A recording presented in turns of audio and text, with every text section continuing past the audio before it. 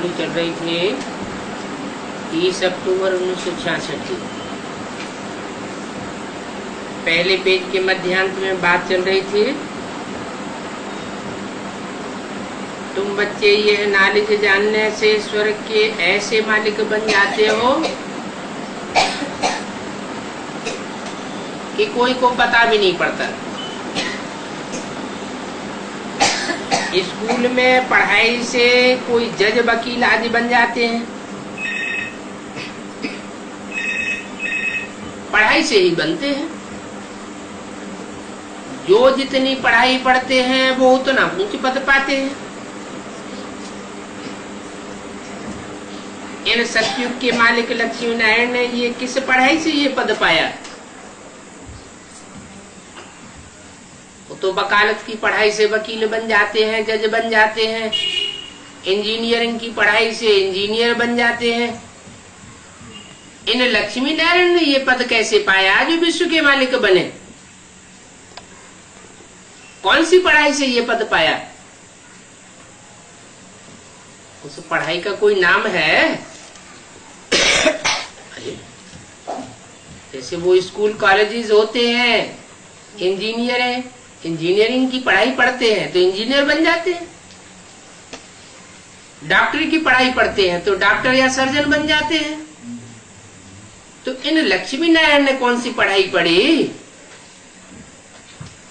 कोई पढ़ाई का नाम है या नहीं है? क्या नाम है? राजयोग। कैसा योग? जिसमें रास भरा हुआ है। ये हठ योग नहीं है। बाहुबल की पढ़ाई नहीं पढ़ी है। वो तो राजाएं बाहुबल की पढ़ाई पढ़ाते थे अपने प्रिंस प्रिंसेस को।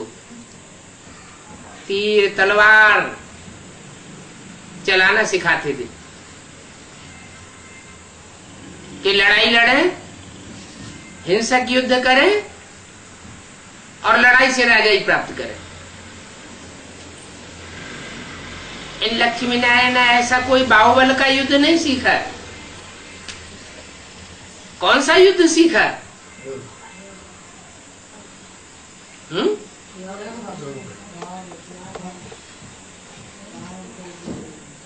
अहिंसक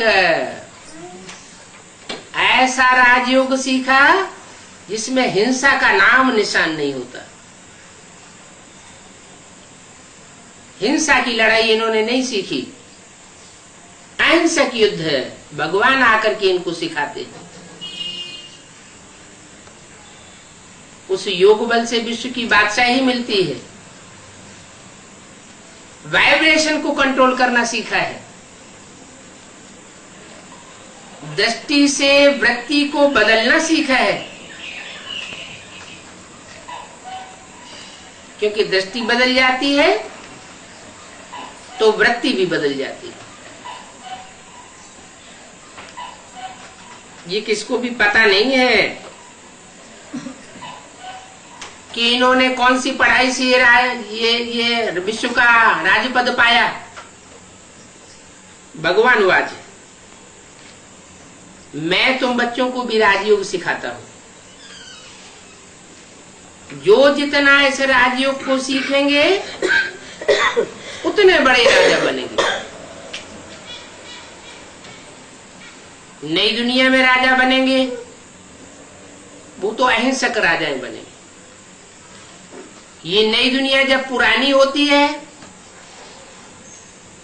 तो देहधारियों के संग में आने से, बाहुबलियों के संग में आने से बाहुबल का युद्ध भी सीखने लग पड़ते हैं। कोई पूछते हैं कि शिवाजी तो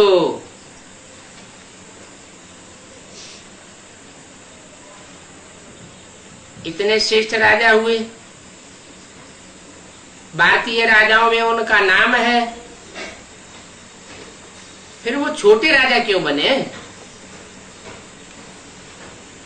उन्होंने तो बड़ा ही राजयोग सीखा होगा।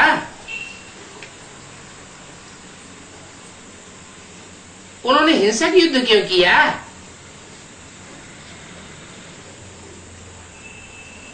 कलयुग अंत में आकर उन्होंने हिंसक युद्ध किया। हिंसक के संग में आने से हिंसक बन जाते हैं। बाप अभी अहिंसक युद्ध सिखाने आए हैं। ये वाइब्रेशन का युद्ध है, सत्य असत्य का युद्ध है। सत्य एक सच्चा गॉड फादर ही आकर के बताते हैं। सारी दुनिया में झूठ ही झूठ फैला हुआ है और सच्चाई को जानने वाले तुम बच्चे मुट्ठी भर हो। तो मुट्ठी भर बच्चे ये 500-700 करोड़ की झूठी दुनिया से कैसे टक्कर लेंगे? कहते हैं पांडव कितने थे? 5 पांडव थे और कौरवों यादवों की संख्या 18 अक्षौणी थी। जो 18 अक्षौणी संख्या आज की 500-700 करोड़ जनसंख्या के बराबर होती।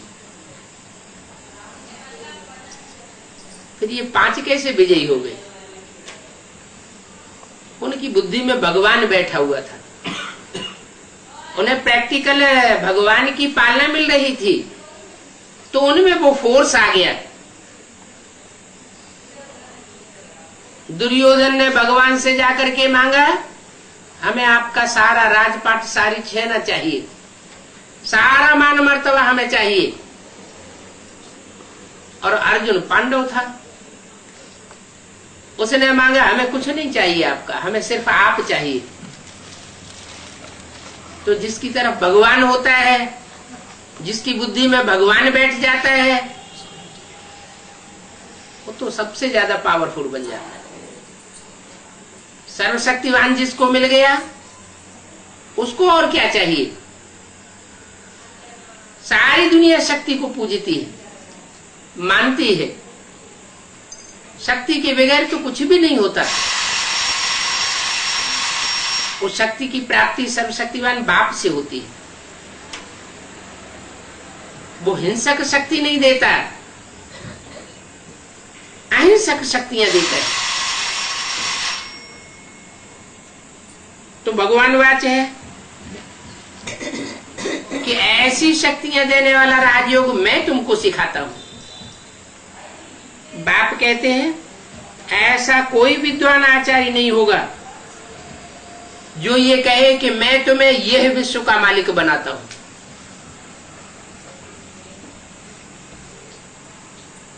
हिटलर, नेपोलियन, बड़े बड़े विश्व विजय की आकांक्षा वाले राजाएं हुए, उन्होंने भी पढ़ाइयां पढ़ी थी।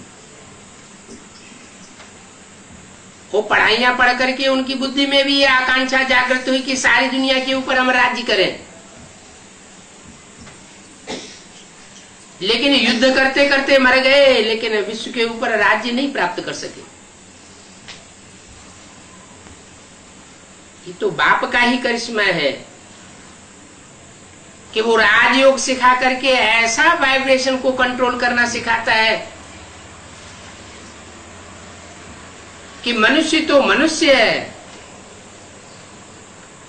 ये सारी ही प्रकृति कंट्रोल में आ जाती है।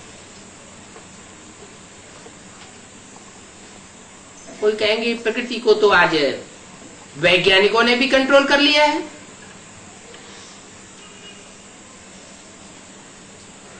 उंगली से बटन दबाते हैं, इशारा करते हैं, पंखा चलने लग पड़ता है। इशारा करते हैं, आग जलने लग पड़ती है। बटन दबाएं तो किसी देश में एटम बम फट जाए। कंप्यूटर के बटन दबाने की देर है, लेकिन उनके पास सिर्फ स्थूल शक्तियां हैं। उनमें वो साहस नहीं है कि अपनी ही बनाई हुई रचना उन एटम बमों का उपयोग कर सके। डरते हैं अंदर से। कि अगर हम इनका उपयोग करेंगे तो इसी दुनिया में हम भी बैठे हुए हैं, हम भी भस्म हो जाएंगे। लेकिन भगवान आकर अपने बंदों को ऐसा राजयोग सिखाता है जिस राजयोग की शक्ति से, वाइब्रेशंस की कंट्रोलिंग पावर से वो स्वयं तो बचे रहते हैं, वाइब्रेशन के दायरे में रहते हैं, और जो विरोधी है उनका खात्मा हो जाता है। धर्म ग्रंथों में भी लिखा हुआ है कि खुदा जब आता है कयामत के समय में तो खुदा के बंदे बड़े सुखी रहते हैं, और जो बंदे नहीं बनते उनके ऊपर कहर गिरते हैं।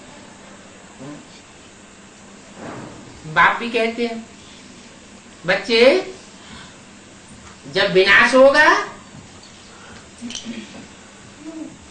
तो तुम सबसे पहले मेरे घर आ जावेंगे।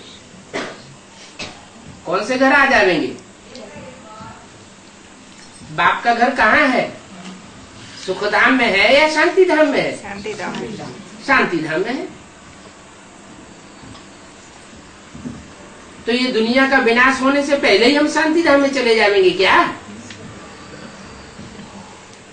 नहीं, हम ऐसी प्रैक्टिस कर लेंगे इस देह और देह की दुनिया से बुद्धि योग परे चला जाएगा। इस 500 करोड़ की दुनिया के संग में रहते हुए ये प्रैक्टिस संभव नहीं है। ऐसी स्थितियां परिस्थितियां बन जाएंगी कि हम इस बगुलों के संग को छोड़ करके एक ब्राह्मणों की ऐसी दुनिया में पहुंचना है जहां सिर्फ शांति के वाइब्रेशन फैलाने वाली आत्माएं होंगी, और वो स्थान होगा माउंट आबू।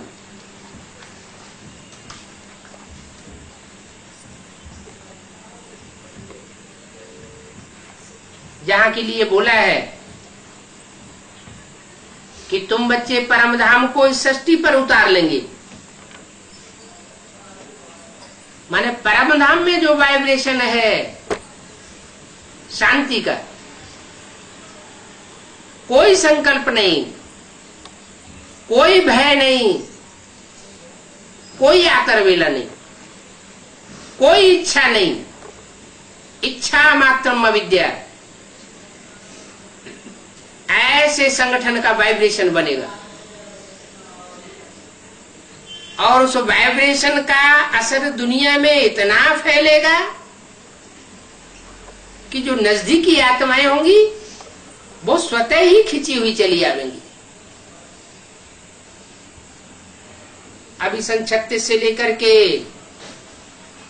अब तक 67-68 साल हो चुके, 68 इयर्स। कितनी भाषणबाजी हुई ज्ञान की।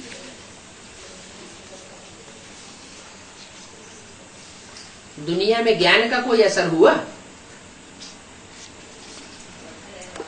क्या?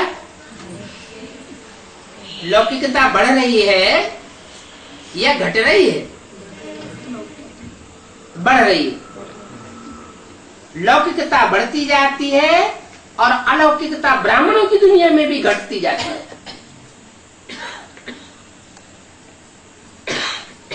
तो भाषणबाजी का क्या फायदा हुआ? भाषणबाजी तो बड़े बड़े गुरु लोग भी करते रहे, धर्म पिताएं करते रहे, दुनिया नीचे गिरती रही। हम ब्राह्मणों ने भी अब तक यही शूटिंग की है।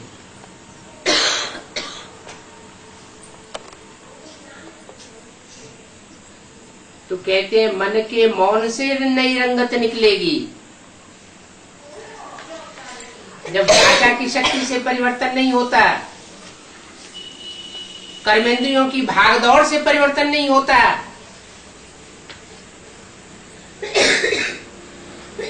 तो मनसा की पावर से परिवर्तन हो जाता है। और वो मनसा की एकाग्रता की पावर अभी परमात्मा बाप हमको दे रहा है, तरीका भी बता रहा है। अभ्यास करो।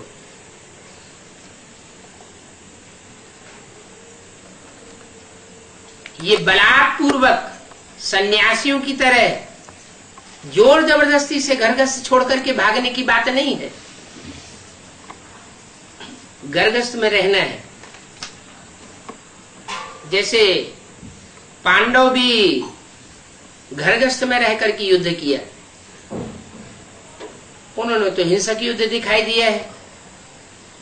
वास्तव में हिंसक युद्ध की बात नहीं है,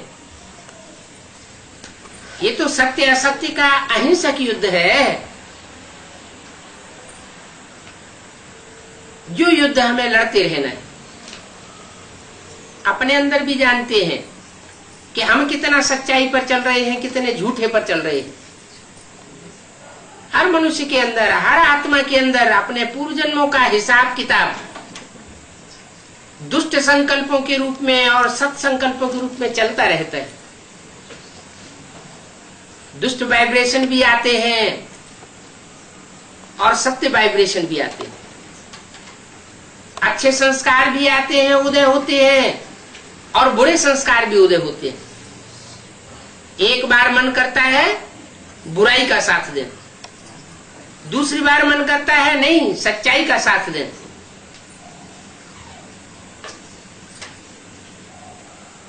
तो युद्ध हमारे अंदर भी चलता है। पहले अंदर के युद्ध के ऊपर भी जीत पानी है। जब अंदर से आत्मा कंफर्म हो जाए, दृढ़ता को प्राप्त कर ले कि यही सत्य है, तब बाहर की दुनिया में युद्ध शुरू होता है। अभी बाप कहते हैं, मैंने तुम्हें जो कुछ सुझाया है, समझाया है, वो पत्थर की लकीर के मुआफिक सत्य है। जो भी बातें बताई हैं, वो आज नहीं तो कल सच्ची साबित जरूर होगी। उन ज्ञान की बातों में हिलने डुलने की बात नहीं है। अगर संशय बुद्धि हुए तो नशा नीचे गिर जाएगा। जितना जितना ईश्वरीय महावाक्यों पर निश्चय बुद्धि होकर के चलते जाएंगे तो जरूर ऊंचे उठेंगे। तो बाप कहते हैं कि मैं इस पढ़ाई से तुमको यह बनाता हूं। बहुत ऊंची पढ़ाई है और पढ़ाने वाला भी बहुत ऊंचे है। जैसा पढ़ाने वाला होगा वैसी पढ़ाई होगी, उस पढ़ाई का रिजल्ट भी वैसा ही होगा। तुम बच्चे जानते हो, लक्ष्मी नारायण की डायनेस्टी इस पढ़ाई से बनी है। कितनी श्रेष्ठ डायनेस्टी थी। 21 जन्म तक उनका राज्य चलता है। इन्हों की सूर्यवंशी राजधानी थी। लक्ष्मी नारायण की सूर्यवंशी राजधानी थी। किसके वंशी? सूर्य के वंश की। तो जरूर है इस ज्ञान को पहले सूर्य ने लिया होगा। भगवान से ये ज्ञान सबसे पहले किसने लिया होगा? सूर्य ने लिया। तो वो सबसे ऊंच पद पाने वाला हुआ। सूर्य इस सौर मंडल का मुखिया माना जाता है। वो तो जड़ सूर्य है। कोई आत्मा चैतन्य ज्ञान सूर्य भी है, और वो चैतन्य ज्ञान सूर्य वो जो जनरेशन बनाता है, जो रचना तैयार करता है, आत्माओं को ज्ञान दे करके आगे बढ़ाता है, फोर्स में लाता है, वो सारी की सारी सेना सूर्यवंशी कही जाती है।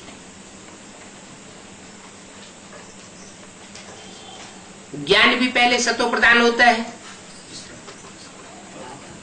बाद में धीरे धीरे सतो से रजो, रजो से तमो बनता जाता है। यज्ञ के आदि में सुप्रीम सोल परमात्मा बाप ने जिसमें पहले पहले प्रवेश किया ज्ञान देने के लिए, वो ज्ञान सूर्य का पाठ था, लेकिन गुप्त था। बीज गुप्त पड़ा। उस समय भक्ति का फाउंडेशन ज्यादा था। सारी दुनिया में भक्ति ही भक्ति। भक्ति के बगैर बच्चे उठ नहीं सकते थे। तो ओम की ध्वनि का उच्चारण हुआ। ब्रह्मा के मुख से भी पहला शब्द निकला ओम। मैं आत्मा शांत स्वरूप हूं। मैं आत्मा 3 प्रकार का पाठधारी हूं। आ उ मा। मैं आत्मा ही अपने लिए अपनी दुनिया रचने वाली हूं। तो जैसे ब्रह्मा के सत्संकल्पों से सृष्टि रची जाती है, वैसे हम ब्राह्मण बच्चों के द्वारा भी अपने ही संकल्पों से अपनी सृष्टि रचने का कार्य भी चल रहा है। अभी शूटिंग हो रही है। जितना हम श्रीमत के अनुकूल संकल्प चलाते हैं, उतना हम अपने लिए श्रेष्ठ सृष्टि रच रहे हैं।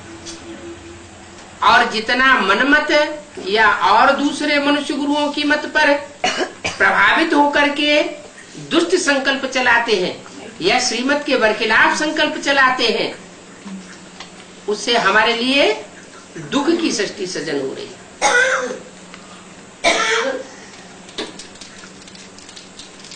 हमारी मुट्ठी में है। हम चाहे अनेक जन्मों के लिए स्वर्ग बनाए अपने लिए, और चाहे अनेक जन्मों के लिए नरक बनाए। परमात्मा बाप तो गारंटी देता है कि मैं तुम बच्चों को 21 जन्म के लिए अविनाशी अखंड सुख देने के लिए आया हुआ। लेकिन पूरा निश्चय बुद्धि न होने के कारण बच्चे 21 जन्मों में पूरी प्राप्ति नहीं कर पाते। इधर प्राप्ति घटती है 21 जन्मों की, तो 63 जन्मों में भी सुख की प्राप्ति घटती जाती है। 21 जन्मों के आधार पर 63 जन्मों का हिसाब बनता जाता है। आत्मा में पुरुषार्थ के संस्कार पक्के होते जाते हैं। जैसा जैसा हम पुरुषार्थ करते हैं, वैसी वैसी प्राप्ति होती है। मनुष्यों की मत पर या मनमत पर पुरुषार्थ करते हैं तो दुख का सृजन करते हैं। श्रीमत के आधार पर चलते हैं तो सुख का सृजन करते हैं। तो ये ईश्वरीय पढ़ाई की कमाल है। इस पढ़ाई के ऊपर जो जितना जास्ती ध्यान देता है, वो उतना ही ऊंच पद पाने वाला बन सकता है। इन सूर्यवंशियों की राजधानी बनी थी, चंद्रवंशियों की राजधानी नहीं बनी। इस्लामी बौद्ध वंशियों की राजधानी नहीं बनी। ईश्वर की मत से किसकी राजधानी स्थापन हुई थी? सूर्यवंशियों की राजधानी स्थापन हुई थी। सूर्य क्या करता है? स्वयं जलता है और संसार को रोशनी देता है। हम बच्चे भी भगवान के बच्चे हैं, ज्ञान सूर्य के बच्चे हैं। हमें अपनी परवाह नहीं करनी चाहिए कि हमारा क्या होगा। हम तो बाप के बच्चे बन चुके, ज्ञान सूर्य की औलाद बन चुके। हमारा तो अकल्याण हो ही नहीं सकता। हमारे में जितनी पावर है उतनी और पावर कोई में आ भी नहीं सकती। हमें इतना निश्चय होना चाहिए, विश्वास होना चाहिए, तभी हम खुद आगे बढ़ेंगे और दूसरों को भी आगे बढ़ाने योग्य बना सकेंगे। तो ये शक्ति सूर्यवंशियों ने कैसे प्राप्त की, तो कोई नहीं जानता। सत्य के लिए तो कह देते हैं लाखों वर्ष हुए। अब लाखों वर्ष की तो ये सृष्टि होती नहीं। कह इसलिए देते हैं कि कोई पूछ न बैठे कि लाखों वर्ष का हिसाब किताब बताओ। तो लाखों वर्ष का हिसाब किताब तो बताया नहीं जा सकता। छोटी सृष्टि बताएं, छोटा चक्र बताएं तो बताना पड़े। तो बाप कहते हैं वास्तव में ये सृष्टि 5000 वर्ष की है। 2500 वर्ष हमारे पास उसकी हिस्ट्री है, और उससे पहले जो 2500 वर्ष ये सृष्टि चली है उसकी हिस्ट्री किसी के पास नहीं। मोहनजोदड़ो, हड़प्पा, ग्रीस, मेसोपोटामिया आदि देशों में जितनी भी खुदाइयां हुई हैं, उन खुदाइयों में 5000 वर्ष से ज्यादा पुरानी चीज कोई नहीं मिली। उससे साबित होता है कि सृष्टि 5000 साल पुरानी है। महाभारत युद्ध भी 5000 साल पहले हुआ था। जो महाभारत युद्ध के आसार थे वो आसार अभी भी है। उस समय भी कहते हैं यादवों के पेट में से मूसल निकले थे, जिन मूसलों से उन्होंने सारी सृष्टि का संहार कर दिया।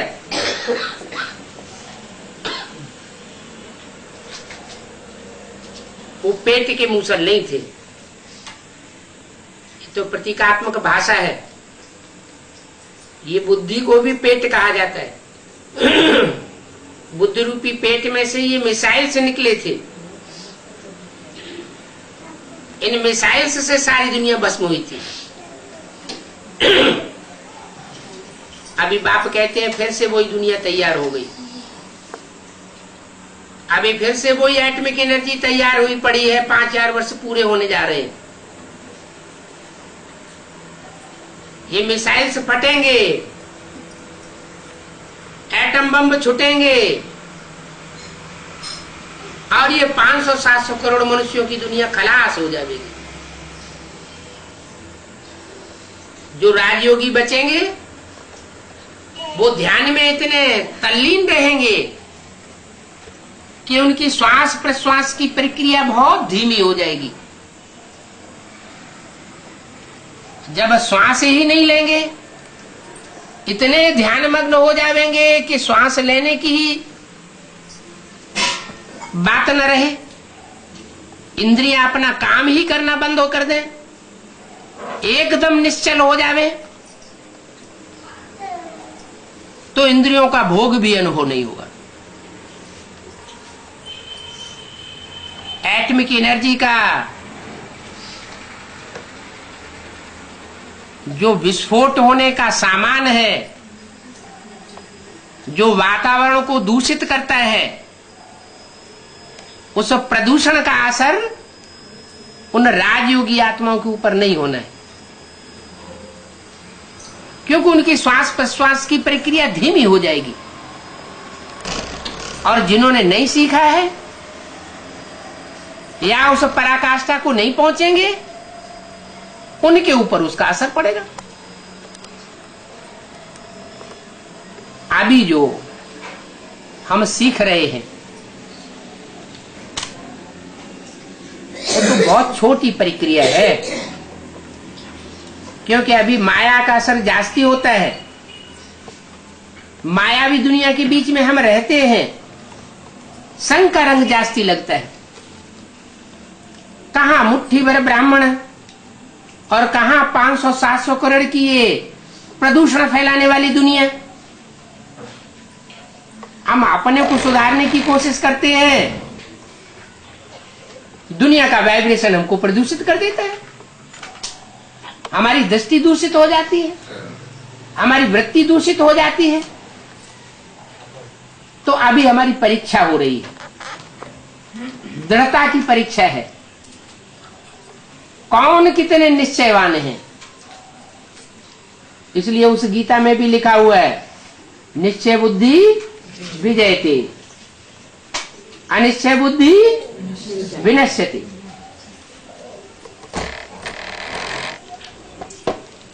तो घड़ी घड़ी जो हमारी परीक्षाएं हो रही हैं, वो हमको निश्चय बुद्धि बनाने के लिए हो रही है। आखिरी में जब हम निश्चय बुद्धि पक्के बन जाएंगे नंबरवार पुरुषार्थ अनुसार, तो हम अपने वतन की ओर चले जाएंगे। कुछ ऐसे सर्कमस्टांसेस बनेंगे कि हम इस दुनिया में रह नहीं सकेंगे। जो बोला है, हंस बगुले इकट्ठे रह नहीं सकते। सारी दुनिया गंध खाने वाले बगुलों की है।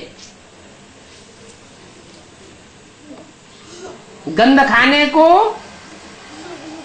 वो बहुत बड़ी उपलब्धि समझते हैं, और हमारी बुद्धि में ये बात बैठी हुई है कि ये गंध की दुनिया अब नष्ट होने वाली है। जैसे कौआ है, विष्टा खाता है तो उसमें ही उसको बहुत मजा आता है।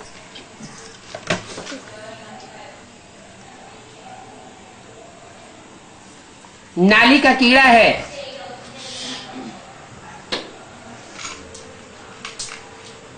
और नाली में ही सुख रहता है। उसको नाली में से निकाल करके साफ सुथरे स्थान में धूप में उसको रख दिया जाए तो तिल मिला के खलास हो जाता है। तो आज की जो 500-700 करोड़ की दुनिया, वो ऐसी गंध में पलने वाली आदि दुनिया हो चुकी है। हम आत्माएं तो सतयुग में देवताएं थे, देवता ही हमारे संस्कार थे।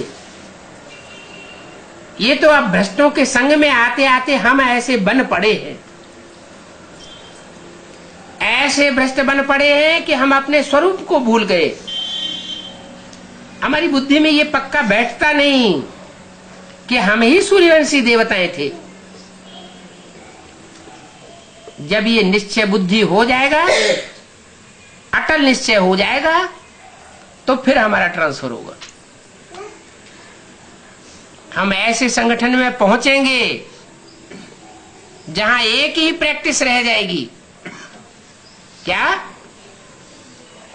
एकाग्रता की। और वो एकाग्रता की प्रैक्टिस इतनी पराकाष्ठा को पहुंचेगी कि इंद्रियां निश्चल हो जाएंगी। जो बोला है, याद में रहने वाले के नेत्र भी एक टिक हो जाते हैं। सिर्फ नेत्रों की बात ही नहीं है, नाक, आंख, कान, हाथ, पांव, जो भी इंद्रियां हैं वो इतनी निश्चल हो जाएंगी कि वो अपना भोग लेना ही बंद कर देंगी। अभी भी कोई कोई अनुभव करते होंगे कि जिन दिनों अच्छी याद की अवस्था रहती है,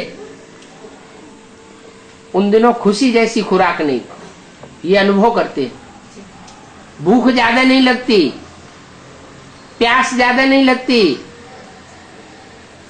बाहर की दुनिया का सुख लेने की इच्छा नहीं होती। अभी वो अभ्यास पक्का नहीं हुआ है। अभी इंद्रियों का सुख लेने का अभ्यास 63 जन्म का उछाल मारता रहता है। बार बार इच्छा होती है इंद्रियों का सुख भोगने की,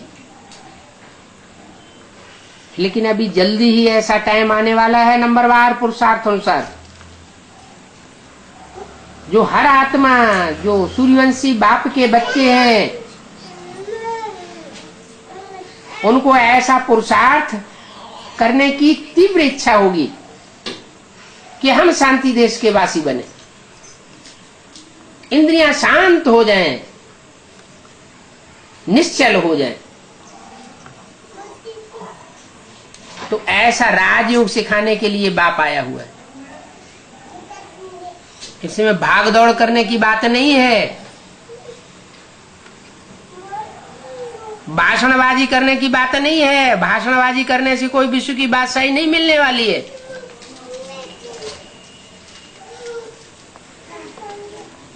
ये इंद्रियों को कंट्रोल करने से विश्व की बादशाही मिलती है। कहते भी इंद्रिय जीते जगत जीत। इंद्रियों में भी मुख्य इंद्रिय है काम इंद्रिय। उस इंद्रिय की जो इच्छाएं हैं वो खलास हो जाएंगी। इंद्रियां शीतलता का अनुभव करें, ऐसी स्टेज जब बनेगी तब समझो हम इंद्रिय जीते जगत जीत बने। और जो जितना जगत जीत बनता जाएगा उतना ही जन्म जन्मांतर की उसकी राजाई पक्की होती जाएगी।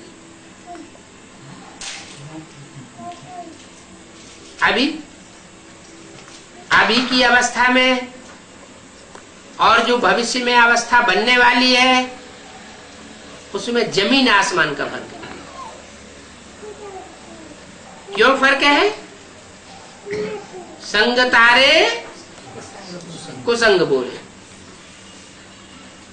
तो अभी हम कुसंग में पड़े हैं या सत्संग में पहुंच गए हैं? अभी सत्संग में पहुंच गए। अभी कितनी देर के लिए? थोड़ी देर के लिए। थोड़ी देर के लिए। बाहर निकले बाहर जाते कुसंग। बाप के सामने आते उमंग उत्साह बढ़ता है। बाहर की दुनिया में जाते उमंग उत्साह खलास हो जाता है, क्योंकि माया की दुनिया में चले जाते। माया का पसारा तो बहुत भारी है।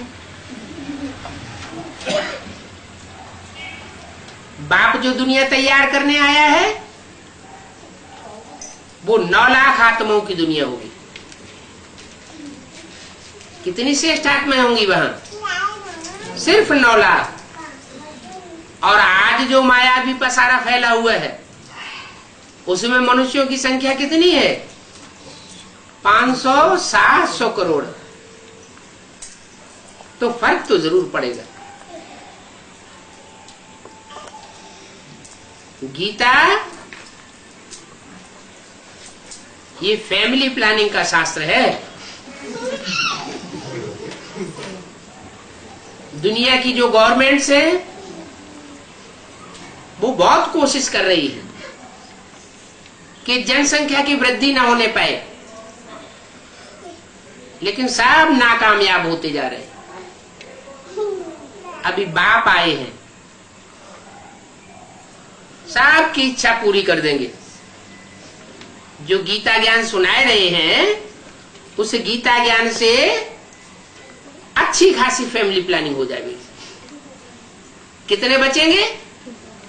सिर्फ 9 लाख बचेंगे। उनमें भी 4.5 लाख जन्म देने वाले जो अपनी काया को कंचन बनावेंगे इसी जन्म में, और 4.5 लाख जन्म लेने वाले। दोनों ही प्रकार की आत्माएं राजयोग अभी सीख रही है। कोई अपने शरीर से राजयोग सीख रहे हैं और कोई दूसरों के शरीर में प्रवेश करके राजयोग सीख रहे हैं। ये बात का किसी को पता ही नहीं चलता। क्या एडवांस पार्टी और बेसिक की वो आधारमूर्त पार्टी जो पक्की चंद्रवंशी है, ज्ञान चंद्रमा के बच्चे हैं। ब्रह्मावत्स हैं।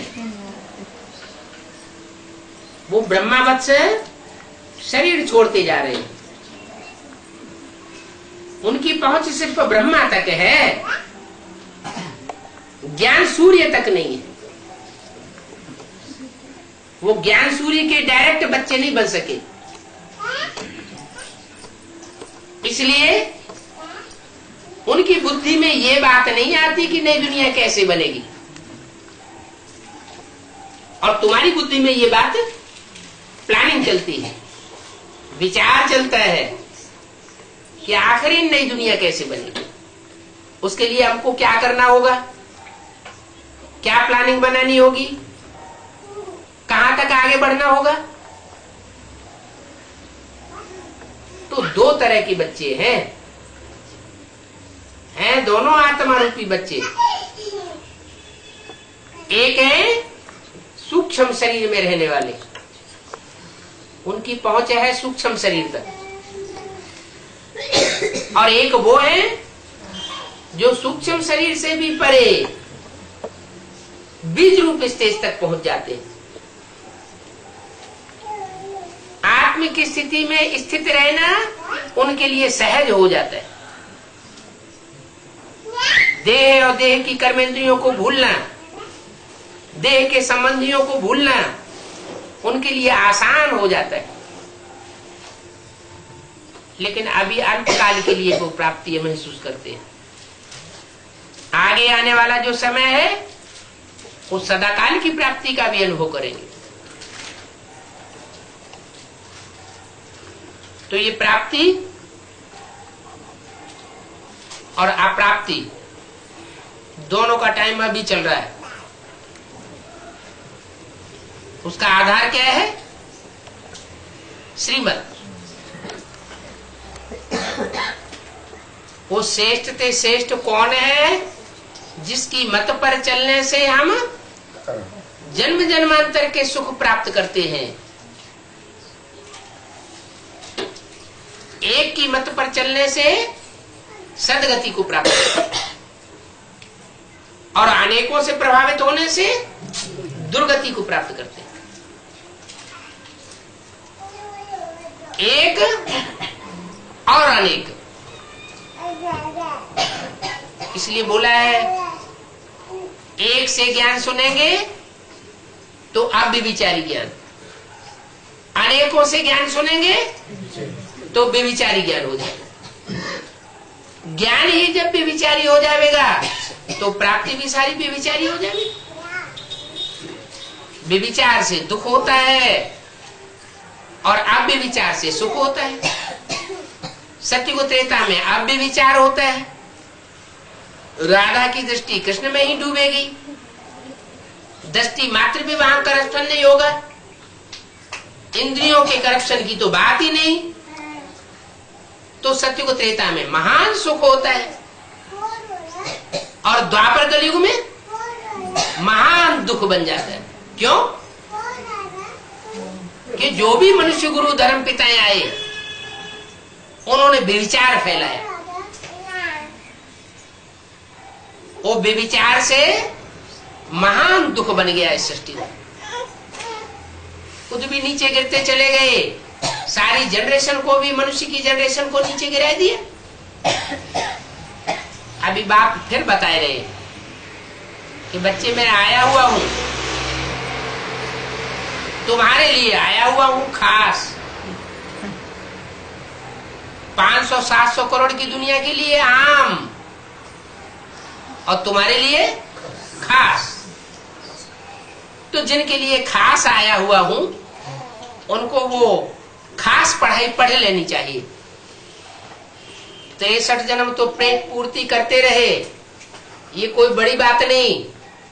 कीड़े मकोड़े पशु पक्षी जन्म जन्मांतर वो पेट पूर्ति करते आए हैं, ये कोई बड़ी बात नहीं। अभी का जो टाइम चल रहा है वो 63 जन्म में वो टाइम नहीं था। क्या अंतर पड़ गया? अभी में और पिछले 63 जन्मों में क्या अंतर पड़ गया? अभी सृष्टि को पलटने वाला बाप आया हुआ है, सुप्रीम सोल आया हुआ है, मनुष्य इस सृष्टि को नहीं पलट सकते। मनुष्यों के प्रयत्न से ये सृष्टि गड्ढे में जाती रही, खुद भी गड्ढे में जाते रहे। जन्म जन्मांतर के संस्कार पड़े हुए हैं गड्ढे में जाने के। अभी गड्ढे से निकाल करके पांडवों को ऊंची स्टेज में ले जाने के लिए बाप आया हुआ है। क्या गायन है? पांडव ऊंची स्टेज में जाकर के गलमरे। तो याद की यात्रा की ये ऊंची स्टेज है। इस ऊंची स्टेज में जितना हम आगे बढ़ते जाएंगे उतना देहभान गलता जाएगा। देहभान गलेगा तो काम, क्रोध, लोभ, मोह, अहंकार, ये 5 विकार भी गल जाएंगे। 5 विकार गलेंगे तो आत्मा निर्विकारी बनेगी। आत्मा निर्विकारी बनेगी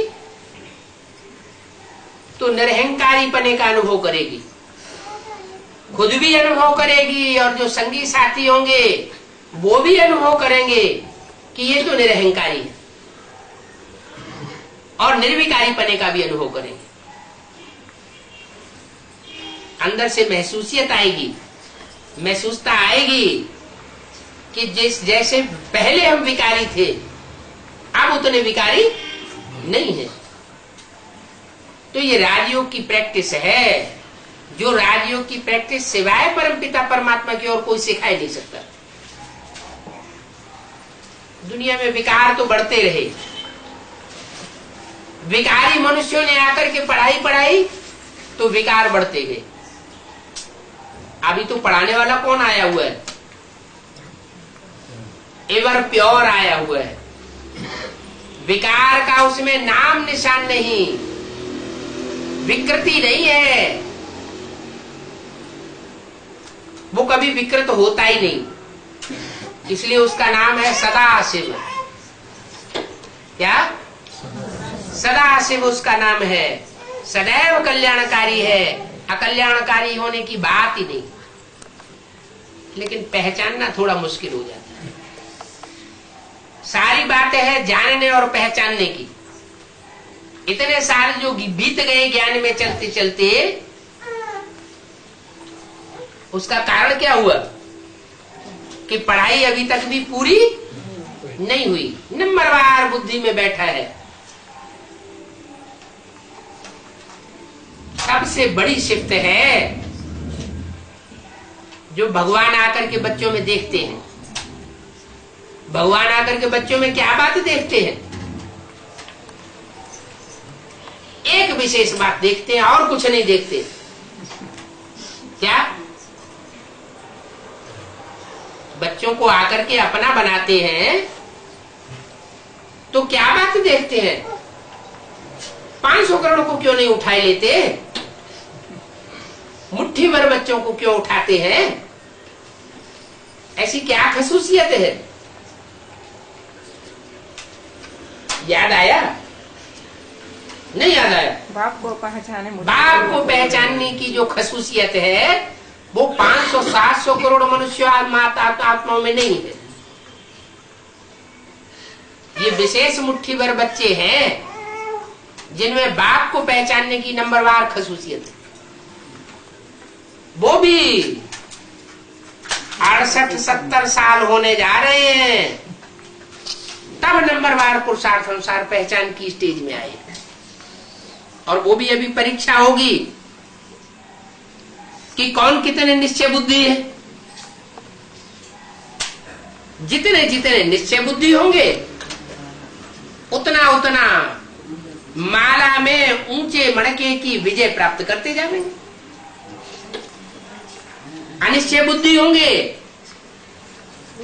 तो माला का मड़का नीचे खिसक जाएगा, मालाएं भी नीचे खिसक जाएंगी। कोई 8 की माला में आवेंगे, वहां से नीचे खिसकेंगे तो 108 की माला है, कोई उसमें आ जाएंगे। 108 की माला में भी कोई पहले नंबर में होंगे, कोई लास्ट नंबर में होंगे। वहां से भी नीचे गिरे, अनिश्चय बुद्धि बने, तो ब्रह्मा की 1000 भुजाओं में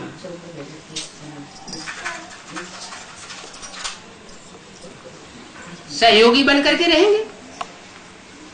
जैसे राजा का सहयोगी होता है राज्य अधिकारी, सेनापति होता है, आमात्य होता है, तो राज्य अधिकारी सहयोगी होता है ना। तो ऐसे सहयोगी बन करके रहेंगे, राजा नहीं बनेंगे। राजा नहीं बनेंगे, सहयोगी बनेंगे, तो ब्रह्मा की 1000 भुजाओं में आ जाएंगे। जो गायन चलता है श्री श्री 1008, उससे भी नीचे गिरेंगे, उस माला में भी नहीं आवेंगे, तो 16108।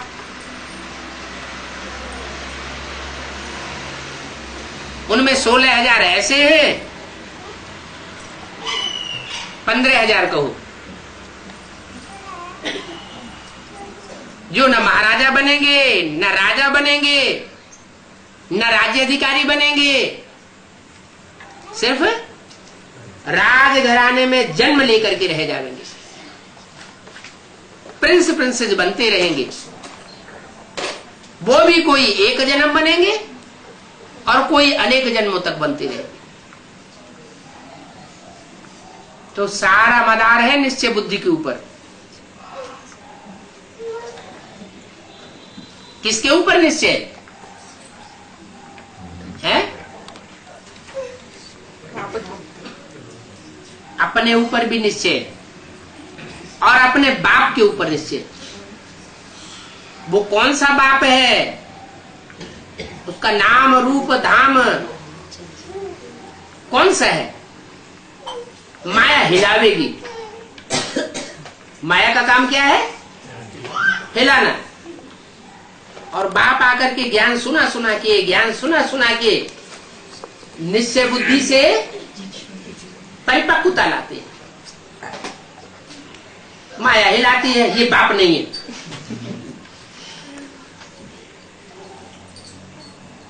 जो निश्चय बुद्धि बच्चे हैं वो कहते हैं नहीं, यही बाप है, दूसरा कोई हो नहीं सकता। तो माया की और बाप के बच्चों की रस्साकसी चल रही है। ये रस्साकसी में अभी इशारा दे दिया कि जो रावण के 10 सिर हैं वो 10 सिर अब थक चुके हैं। माया को यह महसूसता आने लगी है कि अब हमारा राज्य जाने वाला है, हमें ये राज्य देना ही पड़ेगा। हमारी राजाई अब चलने वाली नहीं है और प्रकृति भी अब थक चुकी है।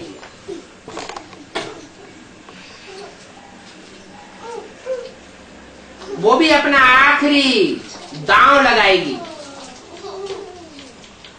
कोई थक जाता है ना, हिम्मत हार जाता है, तो अपना आखिरी दांव लगाता है। तो अभी माया भी आखिरी दांव लगाने के लिए तैयार हो गई, प्रकृति भी तैयार बैठी है, दोनों हाथों में झाड़ू लेकर के।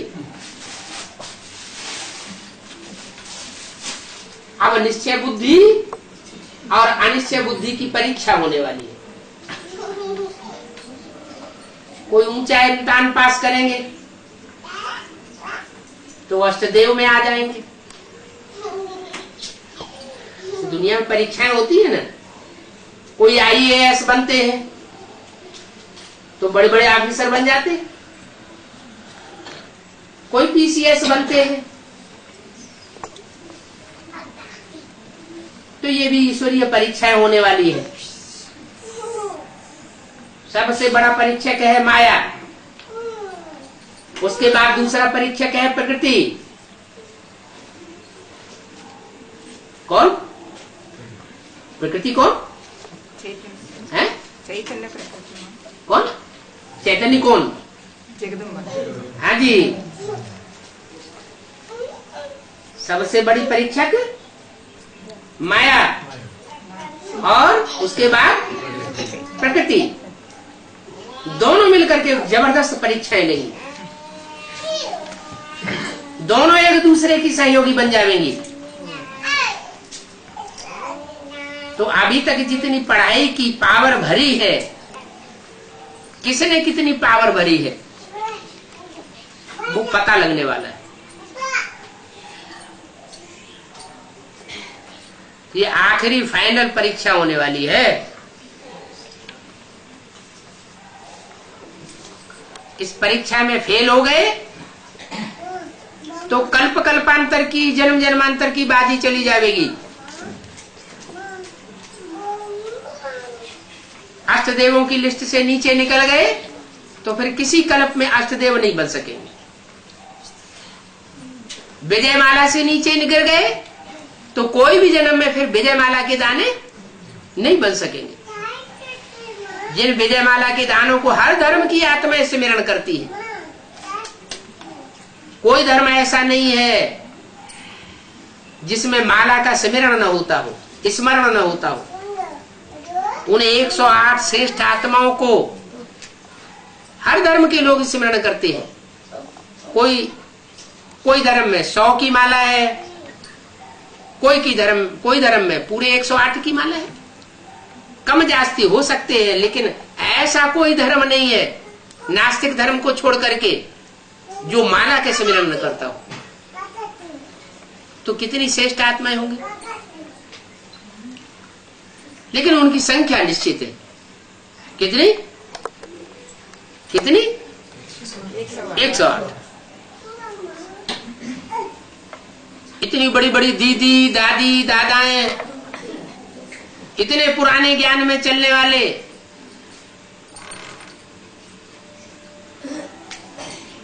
उनकी बुद्धि में नहीं है ये बात।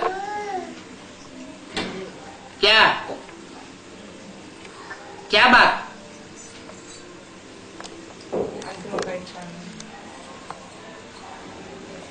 कि माला के मणके कैसे बनते हैं। तुमने पूरी गहराई को जान लिया है। फाइनल परीक्षा क्या है वो भी जान लिया है। फाइनल परीक्षा का मुख्य क्वेश्चन क्या होगा? है नष्ट मोह। अभी तो मोह अटके हुए हैं। कोई का खाने पीने की वस्तुओं में मोह अटका हुआ है, कोई का संबंधियों में मोह अटका हुआ है, कोई अपनी देह के मोह में अटका हुआ है। अब जिन बच्चों ने पढ़ाई पढ़ी है उनका मोह नष्ट होगा, लेकिन नंबर 1 जितना जितना नष्ट हो मोह होते जाएंगे, इच्छा मात्र विद्या बनते जाएंगे, उतना ऊंच नंबर माला में आते जाएंगे। कैटेगरीज है मालाओं की। अब नहीं तो फिर कब नहीं।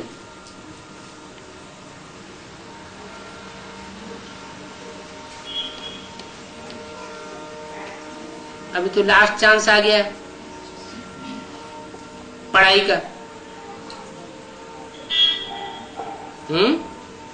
पढ़ाई पढ़ाने वाला कौन सी भाषा में पढ़ाता है? हिंदी भाषा में। माँ बाप बन के आया हुआ है? तो माँ बाप बन के आया हुआ है तो बच्चों की भाषा कौन सी होनी चाहिए? माँ बाप की भाषा होनी चाहिए। इतनी बात बताए रहा है स्पष्ट, तो भी बुद्धि में बात बैठती नहीं। क्या कि बच्चे कब कहे जाएंगे? या तो छोटे बच्चे कहे जाएंगे। छोटे छोटे बच्चे होते हैं ना गोद में खेलने वाले, वो कौन सी भाषा बोलते हैं?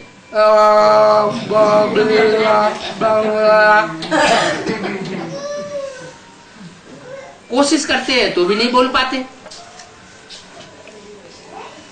तो पक्का कर देना है क्या कि रोज क्लास करना है बाबा का। क्लास माने संगठन क्लास, ऐसे नहीं घर में मुरली सुन ली। क्या सोसाइटी जब तक चेंज नहीं करेंगे तब तक भाषा नहीं आ सकती। कम से कम बोलना तो बिल्कुल नहीं आएगा।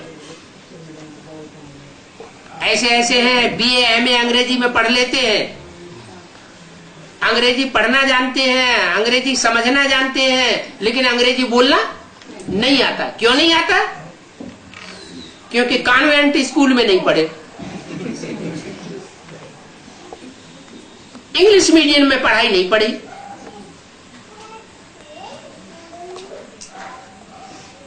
तो अभी हिंदी मीडियम के स्कूल का पढ़ाई पढ़ने के लिए क्या करना पड़े? बाप तो रोज पढ़ाई पढ़ाता है?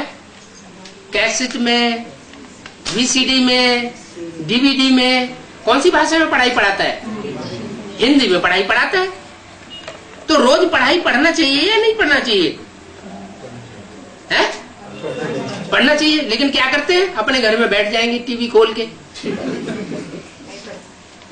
अरे क्या होता है वहां क्लास में भी तो वही तो सुनने को मिलता है, वही तो देखने को मिलता है। हम अपने घर में, हमारे घर में टीवी नहीं रखा हुआ है, अहंकार आ जाता है। लेकिन नहीं, संगठन, यूनिटी कलयुग की सबसे बड़ी शक्ति है। इन इस्लामियों ने द्वापर और कलयुग में सारे विश्व के ऊपर फैल करके इतना राज्य किया। उसका कारण क्या था? उन मुसलमानों की बुद्धि का संगठन काबा में, मक्का मदीना में रखा रहता है। बुढ़ा हो जाएगा मुसलमान तो भी उसकी बुद्धि में ये ललक बनी रहेगी कि मैं एक बार मक्का मदीना में जाकर के हज करूं, सबके साथ बैठ करके।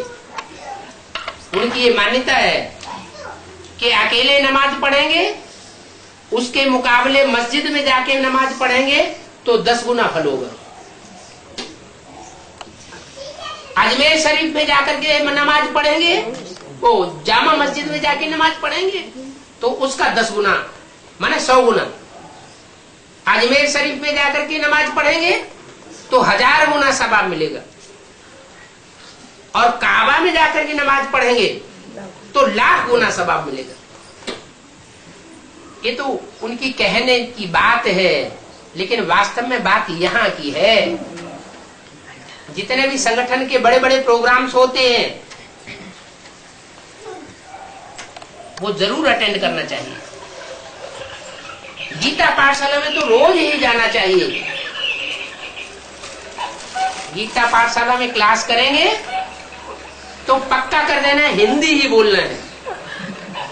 क्या टीचर्स को ये पक्का कर देना, स्टूडेंट को ये पक्का कर देना कि हिंदी बोलना है, दूसरी कोई भाषा नहीं बोलना है। तो भाषा बोलना आ जाएगा तो कम से कम बाप के बड़े बच्चे तो बनेंगे। छोटे छोटे बच्चे क्या पढ़ाई पढ़ेंगे? ओम शांति।